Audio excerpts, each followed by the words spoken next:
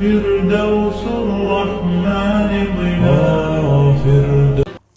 مفتی صاحب جس طرح آپ نے سنت غیر موقدہ اور نفل نماز کا طریقہ بتایا، کیا سنت موقدہ اسی طرح پڑھیں گے؟ نا سنت موقدہ کا طریقہ غیر موقدہ سے مختلف. سنت موقدہ میں اتحیات کے بعد درود شریف نہیں پڑھیں گے، کھڑے ہو جائیں گے سیدھا، اور ثنا نہیں پڑھیں گے، سورہ فاتحہ شروع کر دیں گے. ایک اشکال ہے، آپ پر تنقید کرنا مقصود نہیں، میں صرف اپنی اصلاح چاہتا ہوں. استاد جی آپ نے کہا تھا کہ دعا کا ثبوت کہیں سے ثابت نہیں. استاد جی میں نے فتاوی رحیمیہ میں پڑھا ہے دلج ششم میں، جو حضرت مولانا مفتی سید عبدالرحیم لاجپوری صاحب رحمہ اللہ نے صفحہ نمبر 39 سے 52 کے درمیان میں فرض نماز کے بعد اجتماعی دعا کا ثبوت دیا ہے. استاد جی آپ اصلاح فرما دیں.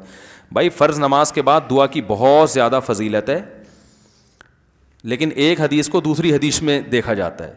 نبی نے فرمایا سب سے زیادہ دعا قبول ہوتی ہے فرض نماز کے بعد، لیکن دوسری حدیثوں سے پتہ چلتا ہے کہ نبی صلی اللہ علیہ وسلم نے اس طرح ہاتھ اٹھا کے نماز کے بعد اجتماعی دعا نہیں مانگی. بعض حضرات کہتے ہیں اس پہ فلاں نے کتاب لکھی ہے. میں کہتا ہوں بھائی کتاب کی کیا ضرورت ہے، کوئی ایک حدیث بھی کافی ہے ہمارے لیے، اور حدیثوں کو زیادہ سمجھا ہے فقہائے کرام نے، ٹھیک ہے نا. امام حنیفہ، امام شافعی، امام احمد بن حنبل، امام مالک، یہ تو حدیثوں کو تو ان کا کوئی حوالہ مل جائے. فتاوی جو عربی فتاوی ہیں، اردو نہیں، اردو فتوے کی کتاب تو کہیں سے حوالہ دے گی نا، ریفرنس ہوگا.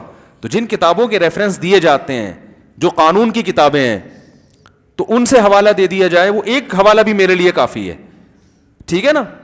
تو کوئی مستند صحیح روایت ہو کہ نبی صلی اللہ علیہ وسلم کا معمول تھا نمازوں کے بعد، کیونکہ اگر ایسا ہوتا نا تو کثرت سے روایتیں ہوتی، کیونکہ یہ عمل دن میں ایک مرتبہ نہیں ہوتا. ہمارے ہاں تو ہر مسجد میں 5 دفعہ اجتماعی دعا ہوتی ہے، تو 5 دفعہ جو کام دن میں روزانہ ہو رہا ہے اس پر کوئی بے غبار ایک بھی صحیح ایک روایت ہے، لیکن اس میں بھی اتنا ذکر ہے کہ آپ نے ہاتھ اٹھائے تو صحابہ نے بھی اٹھا لیے، اس میں بھی اجتماع نہیں ہے، وہ تو نبی کو دیکھ کے اٹھا لیے، لیکن اس روایت کی سند پہ بھی کلام ہے، بالکل بے غبار روایت وہ بھی نہیں ہے. تو اگر اس روایت کو مان بھی لیتے ہیں تو ایک دفعہ نا.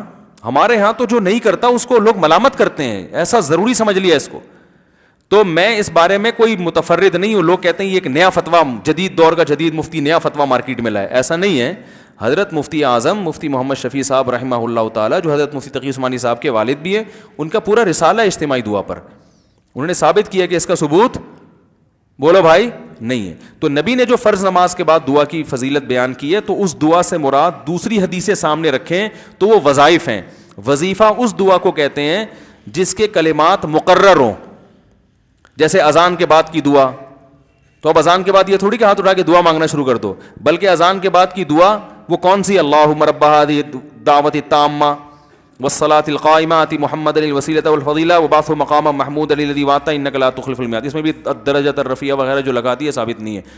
تو یہ وظیفہ ہے، وظیفہ کا مطلب مقرر کلمات. تو فرض نماز کے بعد آپ صلی اللہ علیہ وسلم سے وظیفے ثابت ہیں، ان وظیفوں کو دعا سے تعبیر کیا گیا ہے. وہ وظیفہ کیا ہے؟ اللہم انت السلام ومنک السلام. اسی طرح آیت الکرسی پڑھنا، اللہم لا مانع لما اعطیت. تو ان چیزوں کو دعا سے تعبیر کیا گیا ہے. سمجھ رہے کہ نہیں سمجھ رہے؟ تو پھر بھی میں کہتا ہوں کہ یہ ہماری رائے ہے، اگر اس میں کوئی دوسرا ہماری رائے سے اتفاق نہیں کرتا تو نہ کرے. علماء کا تو اختلاف ہوتا ہے نا، لیکن طنز نہ کریں جیسے میں طنز نہیں کر رہا. اب بعض لوگ طنز کرتے ہیں، جدید دور کا جدید محقق پتہ نہیں کہاں سے پیدا ہو گیا ہے یہ کہ علمی سٹائل. بولتے کیوں نہیں بھائی؟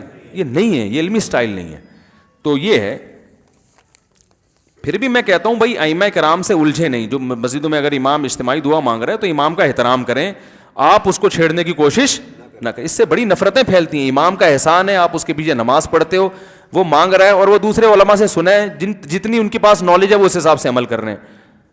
بس آپ نے ایک دفعہ بتا دیا بھائی حضرت مفتی شفیع صاحب رحمہ اللہ کا ایک رسالہ ہے، وہ امام صاحب پڑھ لیں.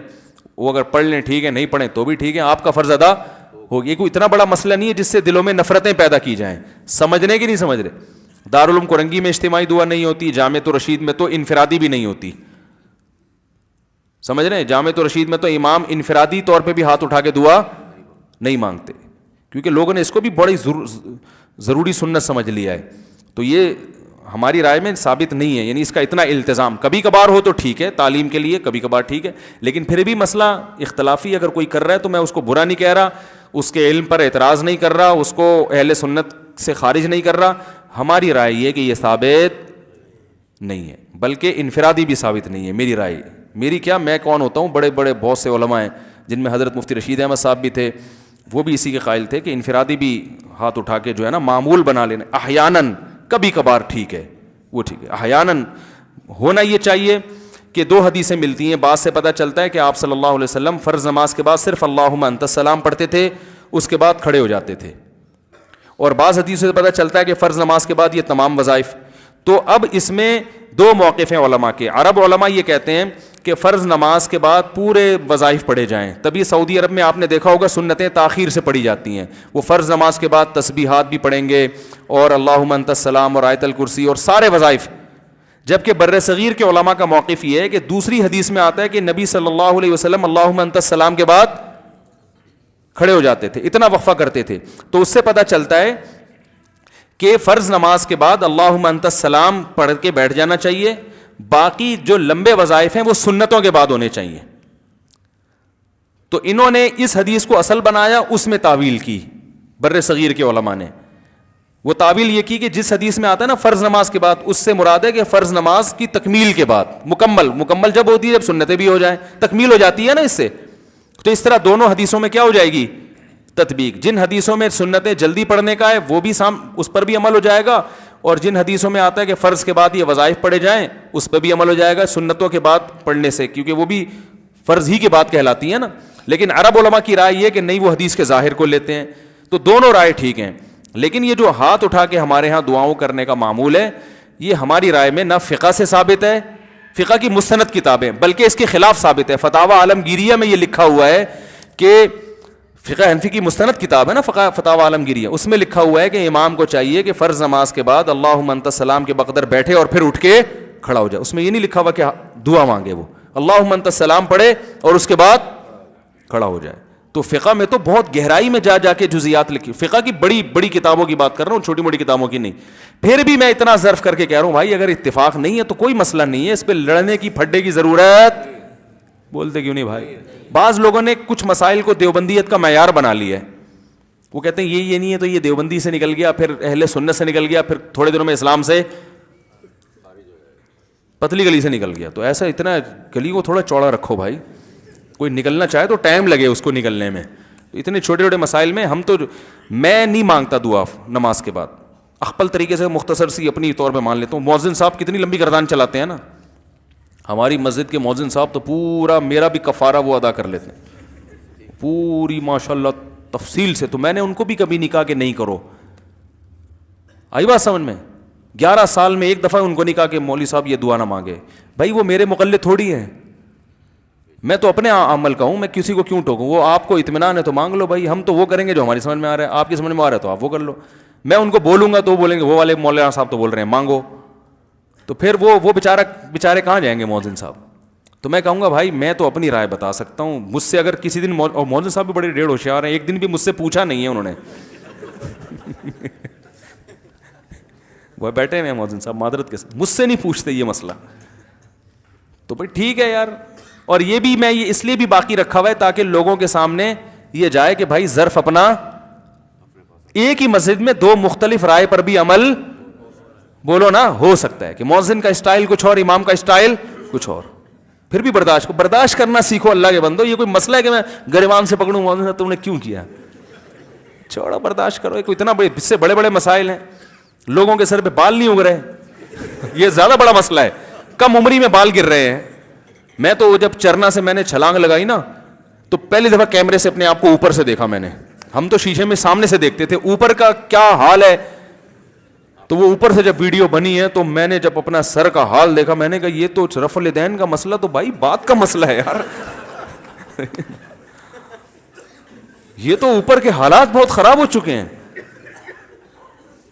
تو یہ تو کیا شادیاں وادیوں کی باتیں اور یہ سب کیا باتیں یار. یہ تو لوگ بولیں گے اوپر سے تو آپ خالی ہو. تو ہم نے اپنے بالوں کا علاج کرا, اللہ کا شکر ہے کافی, وہ ایئرپورٹ ختم ہو گیا کم از کم. وہ جو بالکل ہی عجیب سا حساب کتاب تھا نا وہ ختم ہو گیا. مایوس نہیں ہوں گے اب آپ انشاءاللہ. ٹھیک ہے نا. تو وہ خطرناک حد تک جو حالات خراب تھے, اگر میں اس کو چھوڑ کے مؤذن صاحب کے پیچھے لگ جاتا تو جو سائڈوں کے بال ہیں وہ بھی ختم ہو جاتے.